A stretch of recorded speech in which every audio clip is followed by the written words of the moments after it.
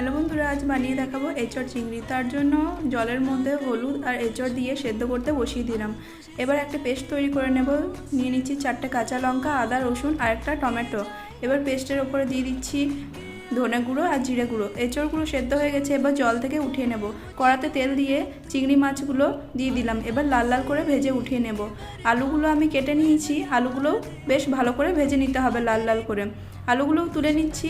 এবার সেদ্ধ করা এঁচড়গুলো দিয়ে দিচ্ছি, ভালো করে এটাও ভেজে নিতে হবে। কড়াতে সামান্য পরিমাণ তেল দিয়ে গোটা গরম মশলা দিয়ে দেবো। তারপর দিয়ে দিচ্ছি কেটে রাখা পেঁয়াজগুলো লাল লাল করে ভেজে নেব। বানিয়ে রাখা পেস্টটা দিয়ে দেবো। এবার একসাথে কষাতে কষাতে তার মধ্যে দেবো চিনি, হলুদ গুঁড়ো আর কাশ্মীরি রেড চিলি পাউডার। একসাথে ভালো করে কষিয়ে নেওয়ার পর ভেজে রাখা আলু আর এঁচড়টা দিয়ে আবারও ভালো করে লবণ দিয়ে কষিয়ে নেব। কষানো হয়ে গেছে, এবার দিয়ে দেব জল পরিমাণ মতো। জলটা ফুটে উঠলে দিয়ে দেব চিংড়ি মাছ